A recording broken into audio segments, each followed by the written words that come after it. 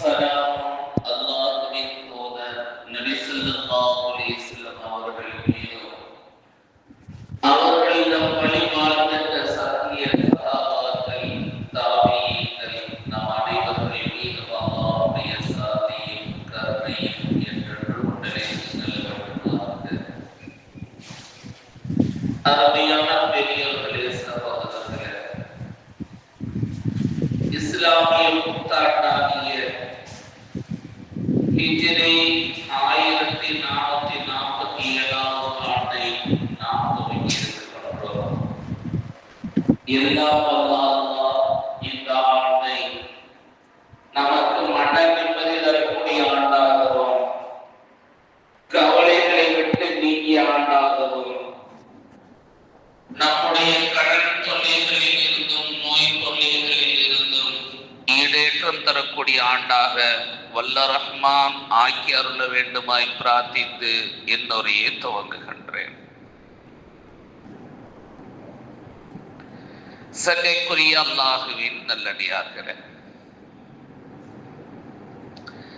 ஷியாக்கள் என்று சொல்றாங்க. ஷியாக்கள்னா யாரு? உலகம் பூராவும் இவங்கெல்லாம் சன்னி முஸ்லிம், இவங்கெல்லாம் ஷியா முஸ்லிம் அப்படின்னு சொல்லுவாங்க. இந்த ஷியாக்கள் என்றால் யார்? ஒரு பெரிய தலைப்பு தான். சுருக்கமாக சில விஷயங்களை நான் பதிவு செய்து கொள்கிறேன். கடந்த வாரங்கள்ல இஸ்ரேல் மீது ஈரான் தாக்குதல் நடத்துச்சு. இந்த ஈரானுடைய அதிபர் அலி குமைனி, இவர்தான் ஷியா பிரிவினுடைய ஒரு குழுவுக்கு தலைவர். இவர் இஸ்ராயேல் மீது தாக்குதல் நடத்தியது அரசியல் ரீதியாக நடத்தப்பட்ட தாக்குதல். அது ஏன் இதை நான் சொல்றேன்னா, அல் கொமேனியுடைய ஈமானுடைய வலிமை, அவர் வெற்றி பெற்றுட்டாருன்னு சொல்றாங்க. அல்ல, அவர் இஸ்ராயேல் மீது நடத்திய தாக்குதல் அரசியலை பின்பலமாக கொண்டது. அது ஜிஹாத் அடிப்படையில் அவர் செய்யல. ஜிஹாத் அடிப்படையில் அவர் செய்திருந்தார்னா ஓராண்டு காலமாக பலஸ்தீன மக்களின் மீது இந்த இஸ்ராயேல் கொடும் தாக்குதல் நடத்தி கொண்டிருந்தது. இந்த ஈரான் அதிபர் எங்க போனார்? இந்த ஈரானுடைய அதிபர் ஷியா கொள்கையை உடையவர். உலகத்தில 20 அமைப்புகளாக ஷியா பிரிவினர்கள் இருக்கிறாங்க.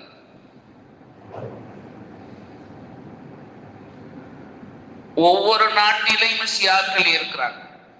இந்தியாவில் கூட போரா முஸ்லிம் என்று சொல்றோம், அவர்கள் தான் ஷியாக்கள். இந்த ஷியாவை தாவூதிகள் என்று சொல்லுவார்கள். பாபர் மசூதியை இடிச்சிட்டு பாபர் ராமர் கோயில் கட்டின உடனேயே அதற்கு சென்று ஆதரவு தெரிவித்தவர்கள் தான் இந்த ஷியாவுடைய இந்தியாவுடைய தாவூதி பேரவைகள். எகிப்துல ஒரு ஷியா இருக்கிறாங்க. அதே மாதிரி ஈரான்ல ஒரு ஷியா பிரிவு இருக்குது. அதுதான் இந்த கொமேனியினுடைய இமாமியா என்கின்ற ஷியா பிரிவு. இவர்கள் 20 வகையான கூட்டமாக வாழ்றாங்க.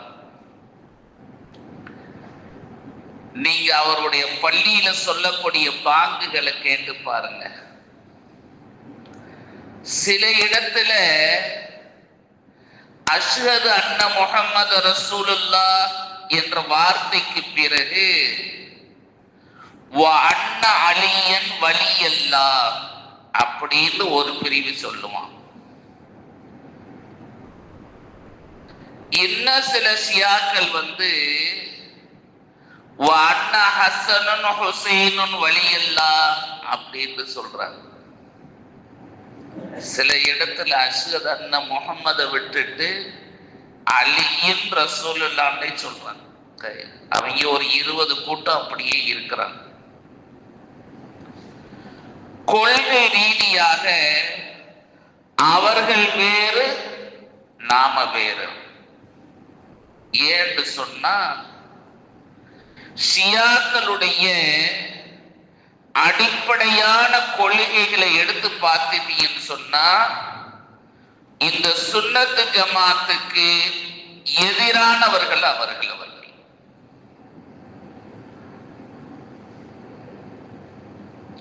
ஹஜ்ஜுக்கு போனவங்க இருக்கிறீங்க, உம்ராவுக்கு போனவங்க இருக்கிறீங்க, புனிதமான மதீனா நகருக்கு சென்று காத்தமுன் நபி ஸல்லல்லாஹு அலைஹி வஸல்லம் அடக்க ஸ்தலத்துல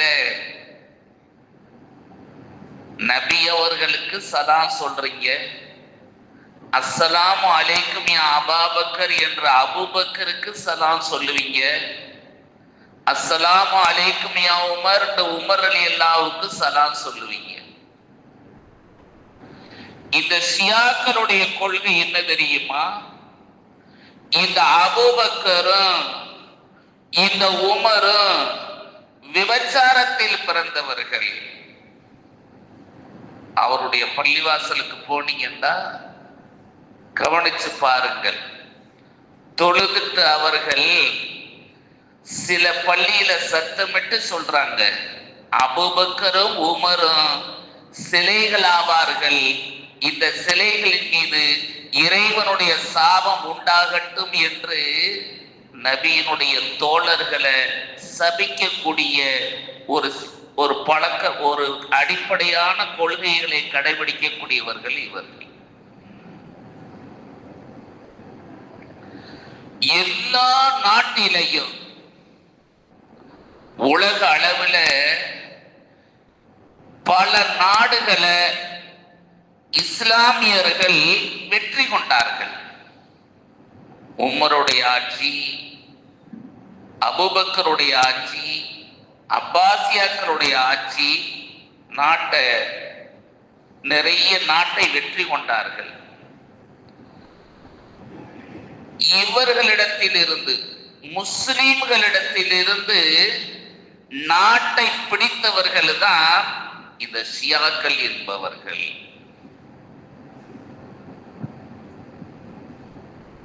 சங்கைக்குரிய அல்லாஹ்வின் நல்லடியார்களே, மரண தருவாயில் இருக்கும் போது ஈராக்கினுடைய அதிபர் சதாம் ஹுசேன் ஒரு செய்தியை சொன்னார். நீங்க எல்லாம் படிச்சிருப்பீங்க. நீங்கள் யூதர்களை கூட நம்புங்க, ஷியாக்களை நம்பாதீர்கள். சுன்னத்து ஜமாத்துக்கு எதிரானவர்கள் என்பதை விளக்குவதற்காக அவர் அப்படி பேசினார். ஏன்னு சொன்னா ஈராக்கின் மீது அமெரிக்கா போர் தொடுத்த போது அவர்களுக்கு ஆதரவாக இருந்தவர்கள் ஈராக்கில் இருந்த இந்த ஷியா முஸ்லிம்கள். சங்கைக்குரிய அல்லாஹ்வின் நல்லடியார்களே, இந்த ஷியாக்களுடைய வரலாறு நீண்டு நெடிய போய்கிட்டே இருக்கு. அவங்க இந்த 20 அமைப்புல ஒரு அமைப்புடைய தலைவருக்கு எவ்வளவு அதிகாரம் கொடுத்திருக்கிறாங்கன்னு சொன்னா, அவங்களுக்கு ஒத்து வராட்டி குர்ஆனுடைய வசனத்தையே திருச்சி எழுதுவதற்கு அவர்களுக்கு அதிகாரம் இருக்குது. அப்படிங்கிற அளவுக்கு வழிகட்டவர்கள் தான் ஷியாக்கள். நாம் எப்படி ஒரு காதியானிகளை இஸ்லாமியர்களாக ஏற்றுக்கொள்ள மாட்டோமோ, ஏண்டா அவருடைய கொள்கை தவறானது. இதே மாதிரிதான் ஷியாக்களும். ஷியாக்களை குறித்து ஒரு சுருக்கமான இந்த செய்தியை நான் ஏன் பதிவு செய்தேன்னு சொன்னா, நிறைய பேரு என்னமோ ஈரான் போய் இஸ்ராயலை தாக்கிட்டதுனால அது ஈமானுடைய வலிமை, அது பெரிய ஜிஹாத் அப்படின்னு சொல்றாங்க. இல்லை, இது அரசியலுக்காக நடந்த சண்டை.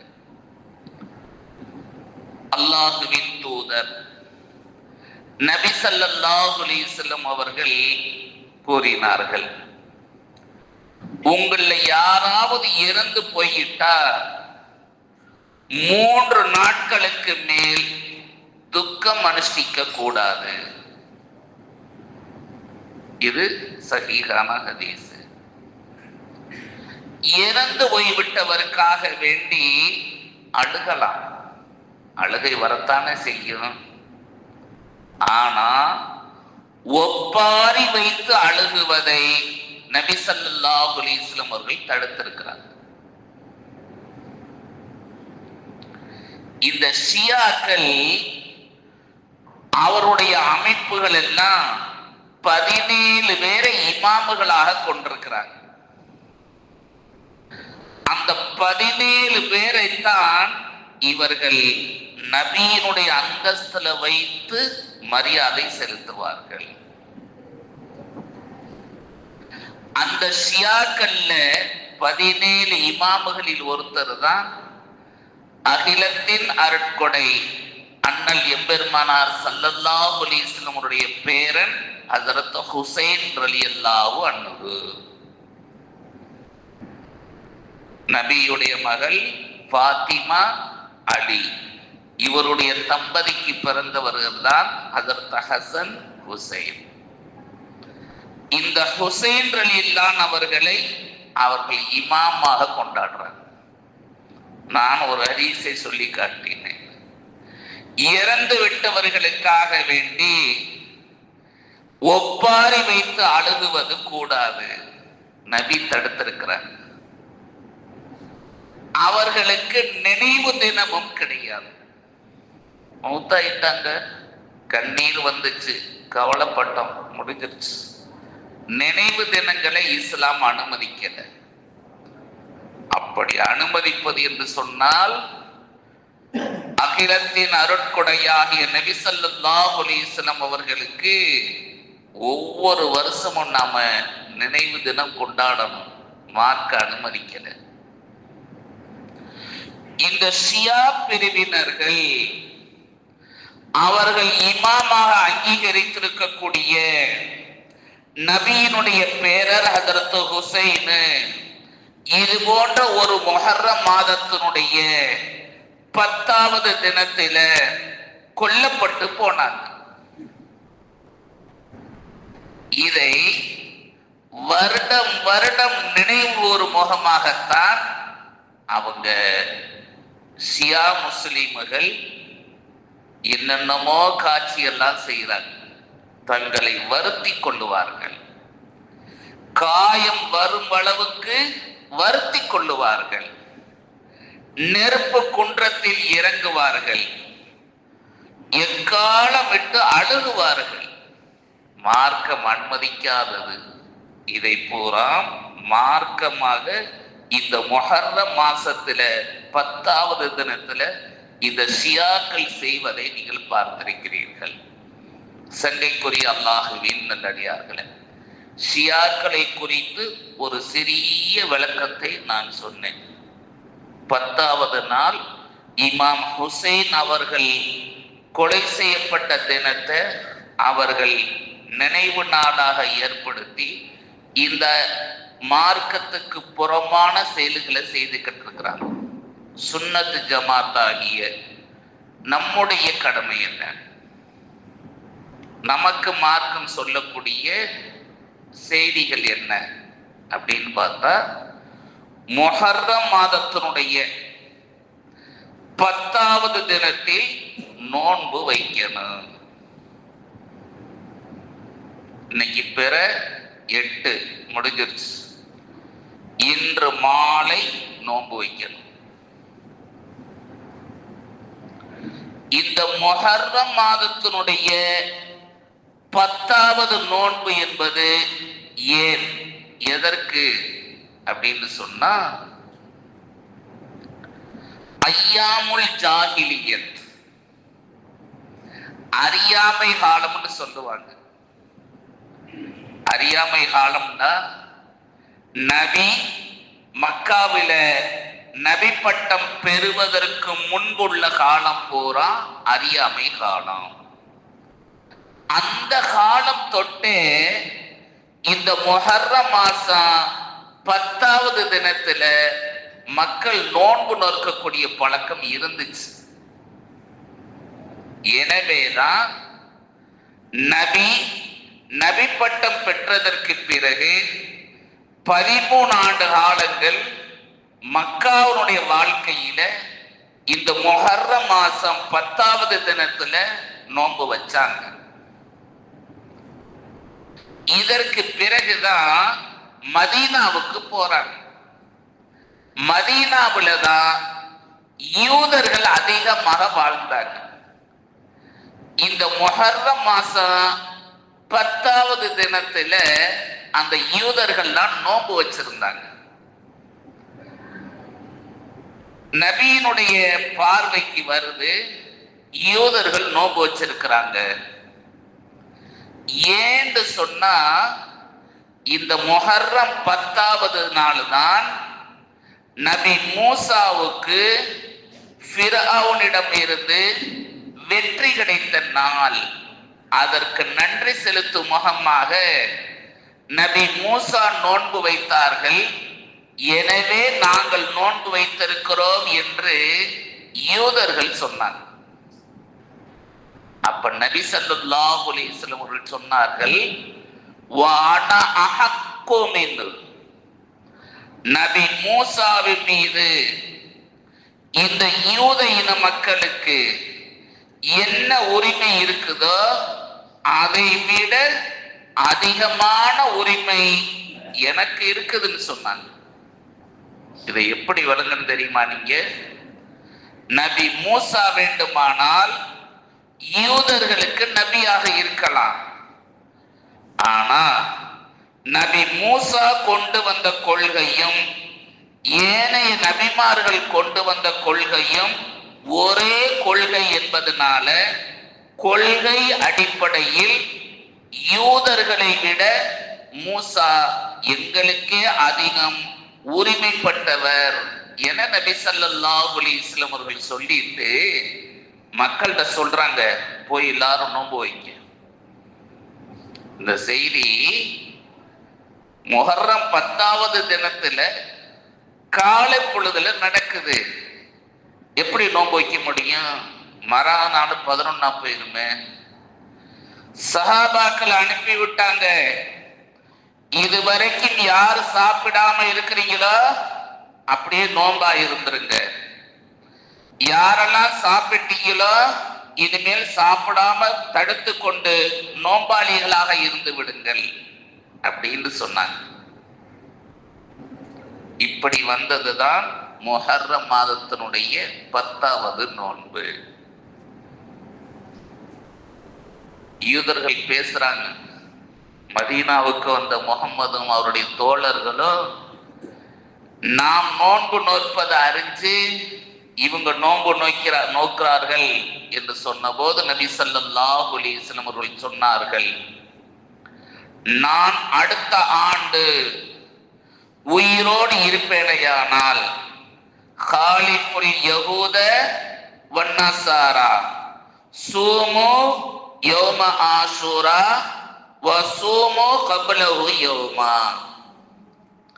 அடுத்த வருஷம் நான் உயிரோட இருந்தேன்னு சொன்னா இந்த யூதர்களுக்கு மாற்றம் செய்யணும் என்பதற்காக முஹர்ரம் மாதத்தினுடைய 10வது தினமும் நோன்பு வைப்பது போல அதற்கு முதல் நாள் 9வது தினமும் நோன்பு வைப்பேன் என்று நபி ஸல்லல்லாஹு அலைஹி வஸல்லம் அவர்கள் சொன்னார்கள்.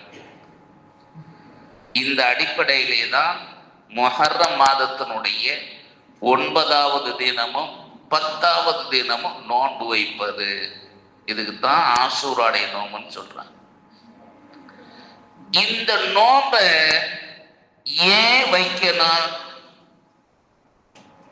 ஹதீஸ் 3 செய்திகளை சொல்லுது, 3 செய்தியை சொல்லுது. முதலாவதாக, நபி மூசாவுடைய துஆவை அல்லாஹ் அங்கீகரித்து ஃபிரௌனுக்கு அழிவை கொடுத்து மூசாவுக்கு வெற்றியை கொடுத்த தினம், அதற்கு நன்றி செலுத்தும் முகமாக. இரண்டாவதாக, ஆசூராவுடைய நாள் 9-10 என்பது நபி மூசாவுடைய துஆ அங்கீகரிக்கப்பட்ட நாள் அது. மூன்றாவதாக, நபி நூஹ் அலைஹிஸ்ஸலாத்தினுடைய கப்பல் பாதுகாக்கப்பட்ட நாள் அது. சூரத்து தாஹா ஒரு அத்தியாயம் இருக்கு, எடுத்து பாருங்க. நபி மூசா கேட்ட 8 விஷயங்களை அல்லாஹ் இந்த ஆசூராவுடைய தினத்தில கபூல் செய்தார். எனவே நோன்பு வைக்கக்கூடியவர்கள் முதலில் செய்ய வேண்டியது துஆ செய்யணும். நபி மூசாவுடைய துஆ அங்கீகரிக்கப்பட்ட நாள் அல்லவா? நபி மூசா என்ன கேட்டார்? 8 விஷயங்கள் அந்த ஆயத்து சொல்லுது. ரப்பி ஷ்ரஹ் லி சத்ரி வயஸ்ஸிர் லி அம்ரி வஹ்லுல் உக்தத்தம் மின் லிசானி. அப்படியே ஒரு 8 விஷயத்தை இந்த வசனம் சூரத்து தாஹாவில் இடம்பெற்று இருக்குது. முதல் துஆ செய்யுங்க. இரண்டாவதாக, ஹதீஸ்ல வருது, ஹதீஸ் பலகீனமான ஹதீஸ் தான். முஹர்ரம் மாதத்தினுடைய 10வது தினத்தில குடும்பத்தார்களுக்கு தாராளமாக செலவு செய்யுங்க. அன்று செய்யக்கூடிய செலவின் காரணமாக எஞ்சிய மாதங்கள் பூராவும் அல்லாஹ் பஞ்சமில்லாத நாட்களாக அல்லாஹ் ஆக்கி வைப்பான். மேலான பெரியோர்களே, சகோதரர்களே, முஹர்ரம் மாதத்தினுடைய இந்த 9-10வது நோன்பு சிறப்பிற்குரிய நோன்பு. எனவே இன்று மாலை 9வது நோன்பு, நாளை இரவு 10வது நோன்பு. இந்த நோன்பை நோற்று நம்முடைய எல்லா மக்களுடைய நலனுக்காகவும் பிரார்த்தனை செய்வதோடு சுன்னத்தை முறையாக பேணி நடக்கக்கூடியவர்களாக நமக்கு துவங்கி இருக்கக்கூடிய இந்த புத்தாண்டை அல்லாஹ் எல்லா வகையிலையும் சிறப்புக்குரிய ஆண்டாக அல்லாஹ் ஆக்கி அருள் புரிவானாக. வாஹர் தாவானா அனில் ஹம்துலில்லாஹி ரப்பில் ஆலமீன்.